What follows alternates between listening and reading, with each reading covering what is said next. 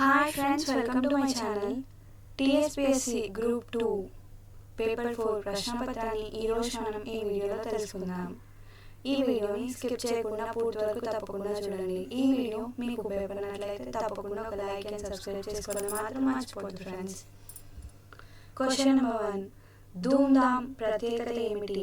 Answer భిన్న కళారూపాలు ఒకే వేదిక నుంచి ప్రదర్శించడం. Question number 2. తెలంగాణ విడిపోతే హైదరాబాద్లో మనం విదేశీయులు అవుతాం. అక్కడికి వెళ్ళాలంటే మనకు పాస్పోర్ట్ కావాలి అన్న నాయకుడు ఎవరు? Answer YS Rajasekhar Reddy. Question number 3. 2010లో విద్యార్థులు 2 బృందాల్లో ఏర్పడి చేసిన పాదయాత్ర ఎక్కడి నుంచి ఎక్కడి వరకు సాగింది? ఆన్సర్ ఉస్మానియా యూనివర్సిటీ నుంచి కాకతీయ యూనివర్సిటీ వరకు. Question number 4. తెలంగాణ రాష్ట్ర ఏర్పాటు ప్రక్రియ ప్రారంభిస్తాం, అందుకు తగిన విధంగా రాష్ట్ర అసెంబ్లీలో తీర్మానం ప్రవేశపెడతారు అనే ప్రకటన కేంద్ర ప్రభుత్వం నుంచి ఎప్పుడు జారీ అయింది? Answer 9 December 2009. Question number 5. Telangana రావడం ఎంత ముఖ్యమో టీఆర్ఎస్ అధినేత ప్రాణాలు కూడా అంతే ముఖ్యం. దీనిపై ప్రభుత్వం వెంటనే జోక్యం చేసుకోవాలి అని పార్లమెంట్లో అన్న నాయకుల పేరేమిటి? Answer Sushma Swaraj. Question number 6. Telangana విషయంలో శ్రీకృష్ణ కమిటీ తన నివేదికలో 6 పరిష్కారాలను సూచించింది. వీటిలో మొట్టమొదటిది ఏది? ఆన్సర్ ఆంధ్రప్రదేశ్ రాష్ట్రానికి సంబంధించి యథాతథ స్థితిని కొనసాగించాలి. Question number 7.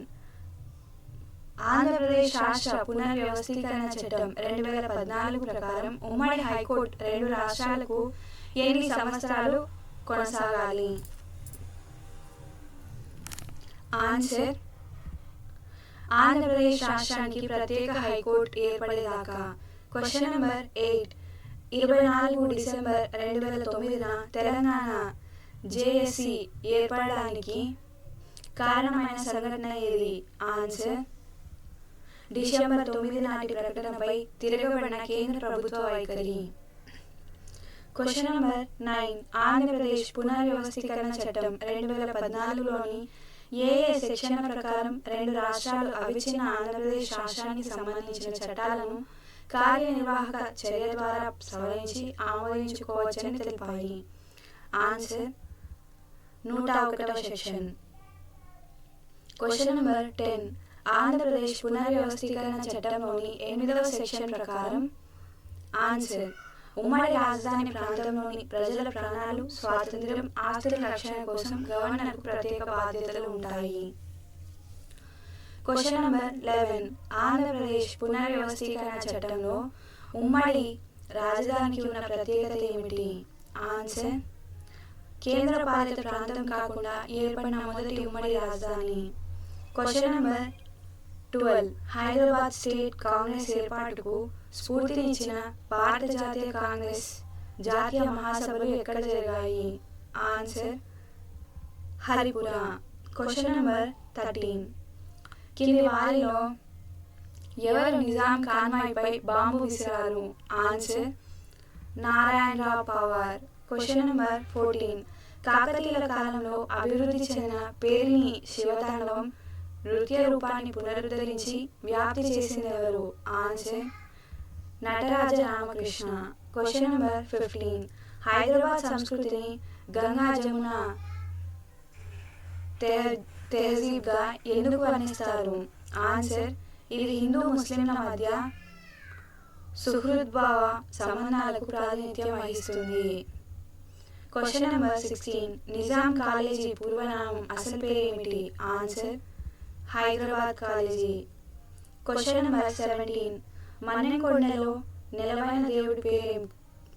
Answer Venkateswara Swamy. Question number 18. హైదరాబాద్లో మూసీ వరద 1908 ఏ నిజాం పరిపాలనా కాలంలో సంభవించింది? Answer Mir Mahbub Ali Khan. Question number 19. జాబితా 1ని జాబితా 2తో జతపరిచి కింద ఇచ్చిన ఆప్షన్ల నుంచి జవాబును ఎంచుకోండి.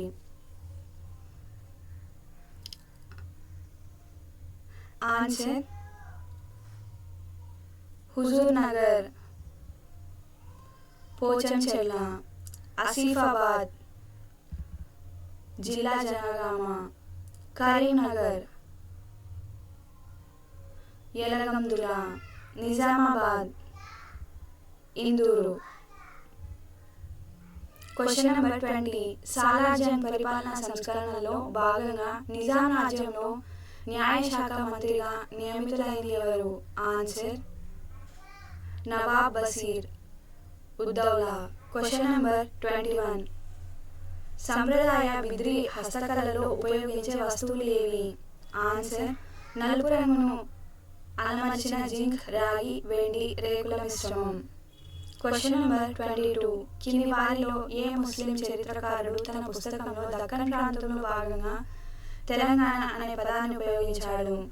Answer Abul Fazal. Question number 23.